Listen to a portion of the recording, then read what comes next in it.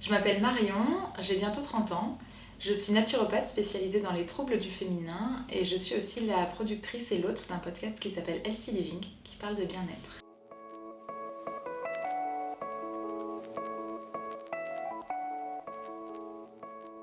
Alors la naturopathie, c'est une médecine, ce qu'on considère en tout cas une médecine traditionnelle occidentale.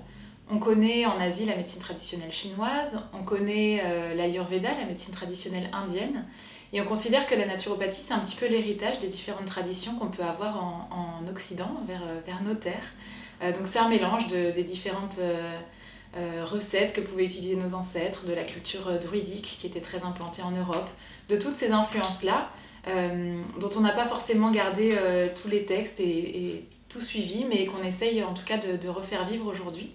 Donc c'est vraiment le principe de d'aider le corps à retrouver son propre équilibre. Donc on ne va pas se baser uniquement sur un symptôme, par exemple j'ai mal au ventre, mais on va essayer de comprendre certes ce qui se passe sur le plan physique de manière générale dans tout le corps, puisque tous les systèmes du corps sont liés entre eux, mais on va aussi s'intéresser à ce qui se passe au niveau énergétique, émotionnel, mental, spirituel aussi parfois, et c'est important de le préciser, on s'intéresse aussi à tout ce qui se passe sur le plan socio-culturel et environnemental, et avec tout ce qui se passe dans notre monde aujourd'hui, ça peut avoir des répercussions sur chacun de nous et sur la santé de chacun de nous. Donc vraiment l'idée de la naturopathie, c'est de comprendre comment fonctionne le corps, de comprendre quelle peut être la cause de la cause de la cause d'une problématique, pour venir résoudre cette cause et pas juste passer un petit peu de pommade là où il y a un problème, et quand on a terminé le tube de pommade, le problème revient. Donc voilà, vraiment l'idée c'est de résoudre la source d'une problématique, et le tout de manière naturelle. Donc on a une dizaine de techniques qu'on utilise en naturopathie. Évidemment, l'alimentation est la technique numéro 1. On utilise aussi l'exercice physique, la psychorelaxation, donc tout ce qui touche à la gestion du stress, à l'état psychique. On a aussi l'hydrologie, donc l'utilisation de l'eau sous toutes ses formes, à travers des bouillottes, des bains, des douches, l'argile aussi, les différentes infusions qui sont très importantes. Toutes les plantes, les huiles essentielles. Moi, je me suis aussi formée en aromatologie, donc j'aime beaucoup utiliser les huiles essentielles quand c'est nécessaire. Et voilà, il y a plein d'autres techniques après, des techniques réflexes comme la réflexologie, des choses comme ça. Et vraiment, le praticien de santé naturopathe va être comme une clé d'entrée dans toutes ces techniques un petit peu naturelles et réorienter vers d'autres personnes. Moi, je travaille beaucoup avec des ostéopathes, par exemple, avec des personnes qui font de l'hypnothérapie, de l'EMDR.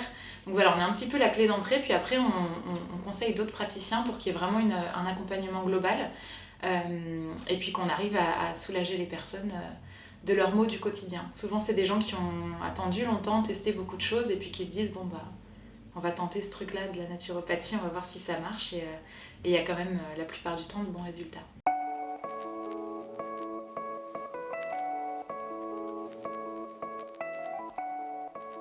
Alors le premier rendez-vous en naturopathie, c'est le plus long, il dure à peu près 1h30. C'est un rendez-vous pendant lequel on va parler de toute l'hygiène de vie de la personne, donc son alimentation, son sommeil, ses habitudes de vie, est-ce qu'elle fait du sport ou non, est-ce qu'elle vit seule ou non, est-ce qu'elle a des animaux de compagnie, tout ça c'est des choses qui sont intéressantes, qui permettent de comprendre un peu l'écosystème dans lequel la personne évolue. Et ensuite, on parcourt en détail les différents systèmes du corps dont je parlais tout à l'heure et qui sont tous vraiment très liés. Le système digestif, le système ORL, le système nerveux, voilà, toutes ces choses-là. Ça nous permet parfois de déceler des tout petites choses que les gens n'auraient pas pensé à nous dire. Par exemple, ah oui, j'ai des migraines régulièrement, 1 fois par mois. Mais d'aller les mettre en lien avec les autres choses qu'on a vues dans les autres systèmes. Oui, j'ai des migraines 1 fois par mois, puis c'est vrai que j'ai aussi des règles très douloureuses, et puis il m'arrive d'avoir des boutons à des moments comme ça, et puis ça repart, ça revient. Tout ça pour moi c'est des signes, et ça me permet de comprendre justement le fonctionnement et la cause de la cause d'une problématique. Ces 3 choses-là, elles ont a priori pas de lien entre elles, mais pour moi elles ont un lien très fort. Ça veut dire qu'il y a probablement un problème hormonal, un petit déséquilibre hormonal, et que ce déséquilibre, il est probablement lié à l'état du système digestif. Donc je pose des questions aussi sur l'alimentation, sur le transit, sur les éventuels déséquilibres au niveau du ventre. Et tout ça, ça me permet à moi d'arriver à ce que je disais tout à l'heure, la cause de la cause, et donc pas juste donner à quelqu'un une huile essentielle qui va aider les boutons ou calmer les migraines, même si ça on le fait pour soulager sur le moment, je ne veux pas laisser quelqu'un comme ça avec des douleurs, mais ça me permet moi de venir traiter le problème à sa source en fait. Donc cette première consultation, elle est vraiment très importante pour cette image globale. Et après, moi, je mets vraiment un point d'honneur aussi à regarder différentes choses sur le corps des gens. Alors il n'y a évidemment aucun toucher médical, je suis ni médecin, ni infirmière, ni rien de tout ça, je ne saurais pas faire une prise de sang ou prendre une tension d'ailleurs. En revanche, je viens regarder la forme du visage, la forme des mains. Moi je fais un petit peu d'iridologie aussi, je regarde la forme de l'iris de l'œil, est-ce qu'il y a des taches, est-ce qu'il y a des petits traits, comment c'est représenté. Tout ça, ça permet au corps de s'exprimer aussi parce que l'échange qu'on va avoir, c'est beaucoup le mental qui va dire ce qu'il a envie de dire. Ce qu'il a en tête à ce moment-là, ce qu'il a conscientisé ou non. Alors que quand on s'adresse au corps, on a bien souvent des informations qui sont soit complémentaires, soit un petit peu différentes. C'est pour ça que tout le travail directement avec le corps, comme la kinésiologie, est très intéressant aussi. Et donc, par ces observations de la main, de la forme du visage, de la morphologie du corps, de la flexibilité des articulations, de l'iris de l'œil, toutes ces choses-là, nous donnent des référentiels pour comprendre quel type de fonctionnement de corps on a en face de nous. Pour donner un exemple, des gens qui vont avoir des mains très longues, avec des articulations noueuses, beaucoup de petites lignes dans la main, les mains plutôt froides, et ben ça c'est des gens qui vont avoir tendance à beaucoup utiliser le système nerveux, avoir un système nerveux très fort mais du coup très utilisé, peut-être beaucoup dans le mental, peut-être beaucoup de stress aussi qui est intériorisé, et bien souvent ça fait écho avec un système digestif un peu plus faible. Donc c'est pas le cas de tout le monde, rien n'est gravé dans le marbre, je suis pas Madame Irma non plus. Par contre ça me donne des indications et des référentiels qui sont intéressants. Et si j'en avais qu'un, ce serait un petit peu enfermant pour les personnes qui viennent me voir, mais là, comme j'en utilise plusieurs, ça me permet vraiment de comprendre quel type de fonctionnement il y a. Et bien souvent, ça tombe très juste.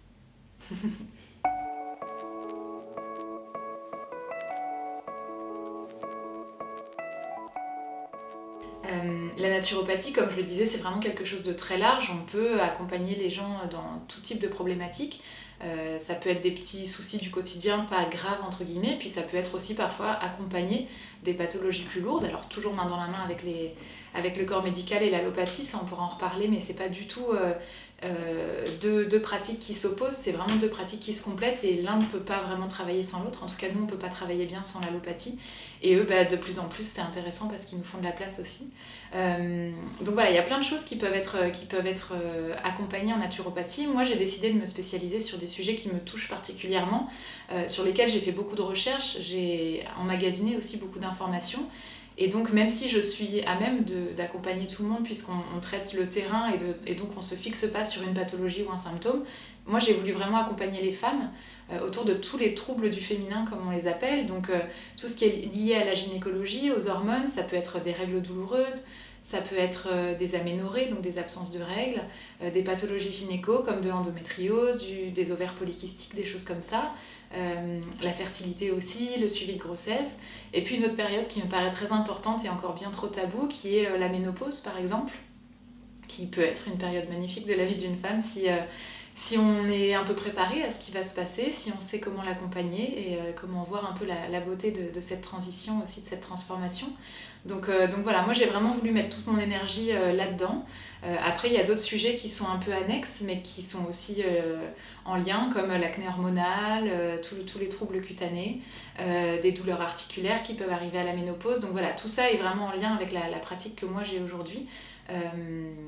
On est plusieurs à se spécialiser là-dedans et c'est bien. Je pense que les femmes ont besoin aussi de cet espace de parole avec quelqu'un en face d'elles des gens qui vont leur expliquer en fait ce qu'elles ont. Parce que bien souvent on vous colle une étiquette, ah bah vous souffrez d'aménorrhée, vous souffrez d'endométriose, vous souffrez de ça. Mais alors de là leur expliquer ce qui se passe et ce qu'elles peuvent faire, c'est un peu le silence radio. Parfois elles ont des médicaments sans trop savoir ce que c'est, à quoi ça sert.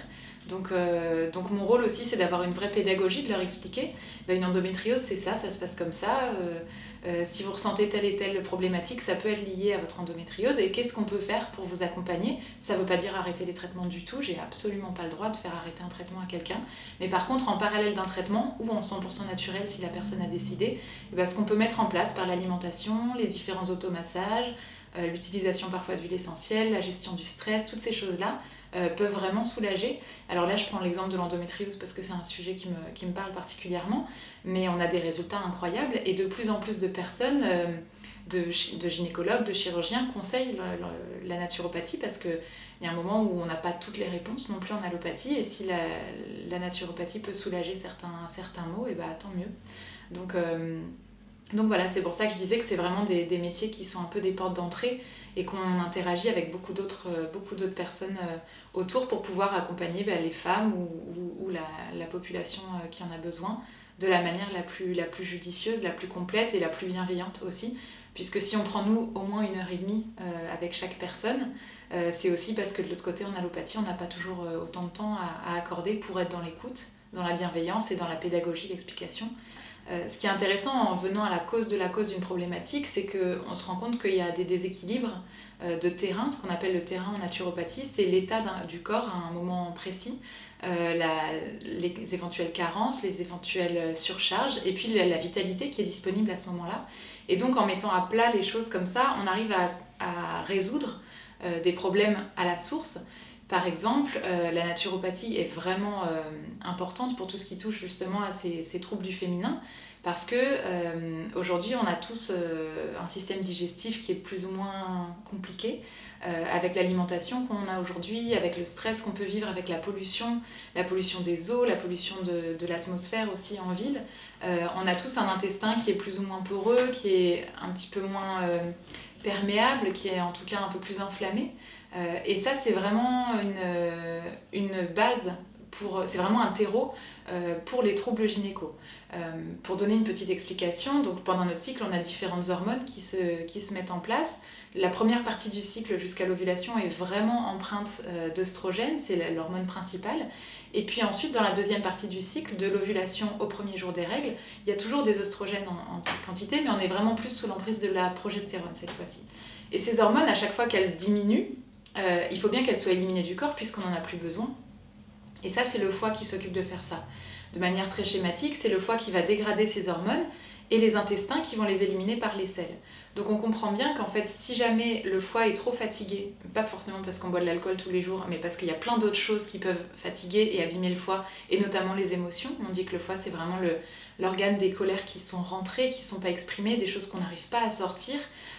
Donc si on a un foie qui est un peu fatigué, qui galère un petit peu, et bien souvent on a un transit qui est plus lent aussi, et donc on a une stagnation de ces hormones au niveau de l'intestin qui peuvent réintégrer le sang petit à petit, être réabsorbées dans le sang et donc redonner encore plus de travail au foie et à l'intestin, et donc c'est un cercle vicieux. Donc quelqu'un qui vient me voir avec tous ces symptômes qui sont liés en fait à un problème digestif qui impacte les hormones, la migraine, les petits boutons, les règles douloureuses, etc. En fait, je ne vais pas leur donner des choses pour mettre sur la peau ou quoi que ce soit, je vais d'abord commencer par soigner le foie et l'intestin qui est la base de la base. Il y a aussi tout ce phénomène d'inflammation qui est très important, puisque l'intestin, en étant un peu plus poreux aujourd'hui, en étant peut-être un peu malmené par nos alimentations qui sont moins riches, qui sont moins vivantes aussi, tout ce qui est vivant va venir vraiment nourrir l'intestin, notre flore intestinale qui est extrêmement importante. On parle beaucoup aujourd'hui du microbiote, c'est pour ces raisons-là. C'est là que siège notamment notre immunité. La digestion, c'est aussi une action qui prend énormément d'énergie. On dit que c'est à peu près 70% de l'énergie de notre corps qui est consacrée à la digestion. Donc quand on se rend compte de tout ça, on comprend que s'il y a des dysfonctions causées par nos modes de vie, on a un fond inflammatoire dans le corps, et ça, on est très très nombreux à avoir ça, et c'est un petit peu caractéristique de notre époque aussi. Et cette inflammation, elle va créer comme une alerte rouge dans le corps, et donc notre système nerveux, notre système immunitaire, ils vont être toujours au boulot, toujours sur le front. Et ça, non seulement ça fatigue l'organisme, mais l'inflammation, ça peut créer des dysfonctions dans certains organes. Et là, on en revient à tout ce qui est lié par exemple à l'endométriose, aux ovaires polykystiques, etc. Ce fond inflammatoire est un petit peu le lit sur lequel va se développer l'endométriose ou les ovaires polykystiques. Donc en naturopathie, on a une alimentation anti-inflammatoire, on a des pratiques de gestion du stress, puisque le stress est extrêmement inflammatoire. Et parfois on n'a pas conscience du stress. C'est là aussi que c'est intéressant de regarder les yeux, de regarder ce que le corps dit, parce que le corps parfois montre des signaux de stress dont la personne n'a pas conscience. Donc c'est vraiment en venant travailler sur ce terrain, sur l'état du système digestif, sur l'inflammation, sur le niveau de stress, que la naturopathie peut aider ces troubles du féminin, et main dans la main avec d'autres corps de métier s'il y a besoin, donc d'autres médecines alternatives, ou l'allopathie, parce que parfois pour une endométriose il y a besoin d'opérer. Parfois quand il y a un problème d'infertilité, on va vers des PMA, des choses comme ça. C'est pas un problème pour nous en tout cas de travailler main dans la main avec les professionnels compétents. Mais en naturopathie, on peut faire plein de choses. On peut aussi par l'alimentation booster la fertilité, on peut par l'alimentation diminuer le stress aussi. On ne se rend pas compte que certains nutriments protègent notre système nerveux, et que donc aujourd'hui on est tous en carence de vitamine D, d'oméga 3, et ça c'est c'est des éléments par exemple qui sont essentiels pour la bonne santé de la gynécologie, pour la bonne santé du système nerveux.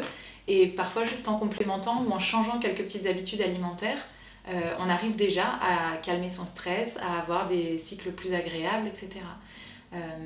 Après, ce qui est important de préciser aussi, c'est qu'on voit toujours les naturopathes comme des gens qui mangent que des graines, qui portent des sarouels. Bon, c'est pas mon cas, vous l'aurez vu.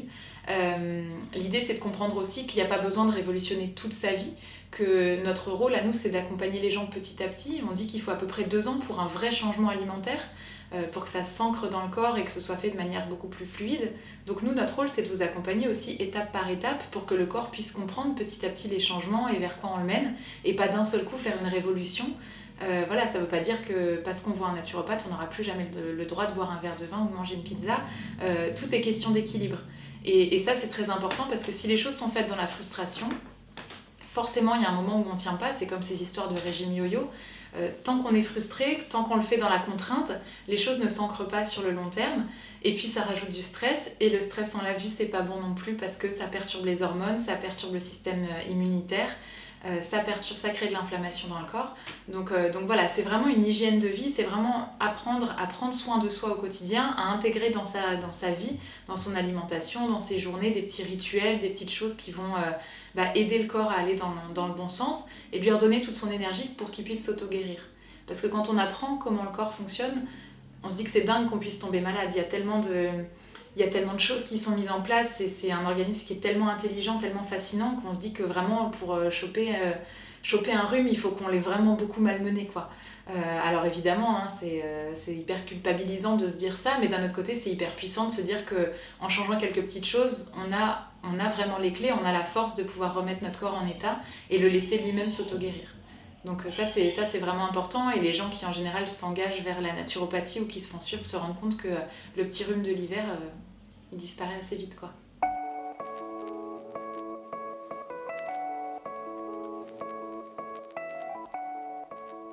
La naturopathie, c'est vraiment quelque chose qui est très personnalisé. Donc c'est pour ça aussi qu'on prend autant de temps à comprendre comment fonctionne chaque corps.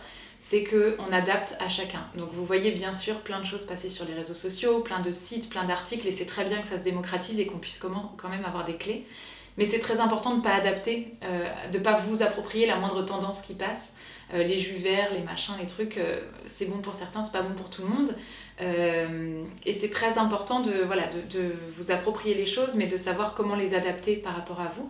S'il y a néanmoins quelques conseils un peu généraux que je peux donner aux femmes pour leur bon équilibre féminin, la première chose, ce serait de limiter au maximum le stress. Déjà de prendre conscience du stress qu'on peut avoir dans notre quotidien. C'est pas forcément un stress qui est palpable, où on va dire « Ah ouais, je me sens super stressée ». C'est bien souvent ce petit stress insidieux d'être toujours pressé, de vouloir toujours faire les choses vite, de jamais prendre 5 minutes pour souffler, de se rendre compte qu'on respire là, comme ça, qu'on est en apnée en fait toute la journée, alors qu'on devrait respirer dans le ventre de manière posée, de manière calme, en tout cas à certains moments pour faire des petites pauses. Donc cette gestion du stress, elle est essentielle puisque toutes nos hormones sont gérées dans le cerveau par l'hypothalamus et l'hypophyse, et qu'elles captent le moindre stress. Et s'il y a trop de stress, elles vont être en alerte rouge, et donc elles vont avoir tendance à peut-être diminuer un petit peu nos sécrétions d'hormones gynéco, ou en tout cas les modifier. Donc vraiment la base numéro 1, on va dire, pour avoir un système hormonal qui fonctionne correctement, c'est vraiment d'essayer de limiter le stress, d'essayer d'être au calme au maximum, de prendre des temps pour vous. Ça peut être des petits exercices de respiration, des temps de méditation, ça peut être juste vous allonger pour bouquiner un peu, écouter une musique calme, diffuser des huiles essentielles apaisantes, prendre un bain, aller vous promener dans la nature. Voilà, toutes ces choses-là qui permettent au système nerveux de se poser, de comprendre qu'il n'y a pas le feu au lac, tout va bien, qu'on n'est pas en alerte rouge, puisque les hormones gynéco sont les seules hormones qui ne sont pas vitales au corps. Elles sont vitales pour faire perdurer notre espèce, mais elles ne sont pas vitales pour le fonctionnement du corps aujourd'hui. C'est essentiel d'être au calme, sinon le corps va avoir tendance à sacrifier ces hormones-là s'il est en mode survie, ce qui est le cas bien souvent quand on souffre de ce stress chronique. Donc ça, c'est super important. L'autre chose, ce serait de mettre un maximum de verdure dans notre corps. Ça paraît bête, hein, manger des fruits et légumes, on voit ça tout le temps à la télé aussi. Néanmoins, c'est très important parce que c'est comme ça qu'on va puiser toutes nos vitamines et tous nos minéraux, en tout cas la plupart des vitamines et des minéraux, qui sont essentiels à notre corps, qui sont extrêmement utilisés en cas de stress par exemple, mais qui sont essentiels au bon fonctionnement de tous nos tissus, de tous nos organes. Et, encore plus si on consomme du vert, donc tout ce qui est riche en chlorophylle, les jeunes pousses, la salade, les légumes verts, etc. Tout ça, ça contient de la chlorophylle, et la chlorophylle, ça vient vraiment assainir l'intestin. L'idée d'assainir, c'est donc de ramener de l'oxygène dans cette zone-là, de nettoyer un petit peu l'intestin et peut-être les bactéries qui sont pas bonnes dans notre microbiote, ou en tout cas qui sont déséquilibrées. Le fait de faire ce ménage-là, ça va aussi favoriser le transit, et donc tout ça, ça permet aussi d'avoir ce complexe dont je parlais tout à l'heure, foie-intestin, qui fonctionne mieux, et donc potentiellement de prévenir ou d'améliorer des petits déséquilibres hormonaux. Et la troisième chose qui paraît peut-être un peu plus difficile, mais c'est aussi de se recentrer sur soi. On a bien souvent l'habitude d'être dans notre tête, on pense beaucoup, on a l'impression que notre corps se réduit à ce que notre mental a en tête, mais se reconnecter au corps, c'est très important. Il y a une phrase qui dit que si on n'entend pas son corps chuchoter, il va devoir se mettre à hurler, et c'est dans ces moments où il hurle qu'on a des déséquilibres qui apparaissent, qu'on a des douleurs, qu'on a des troubles, et c'est là seulement qu'on s'y intéresse. Mais si on se reconnecte au corps un peu plus tôt, c'est facile à dire, pas facile à faire, j'en suis pas l'exemple parfait, j'ai attendu qu'il hurle pour me réveiller, mais si on prend le temps de temps en temps pour se faire une onction, se passer de l'huile sur le corps, se prendre des petits moments pour soi, se poser comme je le disais avec toutes ces techniques différentes, on va entendre plus facilement le corps chuchoter, justement, on va pouvoir comprendre que ah bah là il y a une petite douleur, ah bah là je me sens stressée, en fait je m'en rendais pas compte. Toutes ces choses-là vont nous permettre de reconnecter au corps, de faire baisser la pression aussi, et peut-être d'identifier plus vite des choses qui nous conviendraient pas, des petites douleurs qu'on pourrait avoir, et ne pas attendre qu'il hurle pour s'en occuper. Top. On est bientôt à Si je devais dire une chose pour conclure, ce serait peut-être de dire aux femmes de s'informer. L'information, c'est le pouvoir aujourd'hui. Et de s'informer sur ce qui se passe au creux de leur ventre, de s'informer sur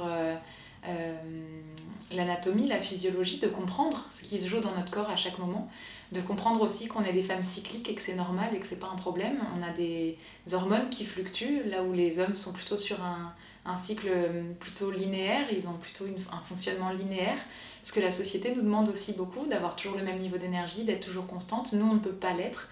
Alors certes, l'égalité c'est intéressant, l'équité l'est encore plus, mais voilà, informez-vous, renseignez-vous sur ce qui se passe dans votre corps, ce qui se joue à chaque instant, et soyez fiers de ça.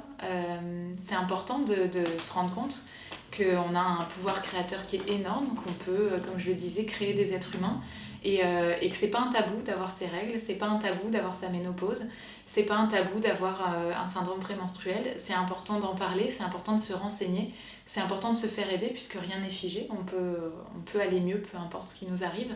Donc voilà, c'est un peu dans ce sens-là que j'aimerais orienter mon travail et pouvoir aider les femmes à apprendre à se connaître et à se rendre compte du pouvoir qu'on a de par ce fonctionnement cyclique, et du bonheur que c'est aussi quand on s'y reconnecte et quand on sait un petit peu comment l'accompagner du mieux possible. Donc voilà, force à nous.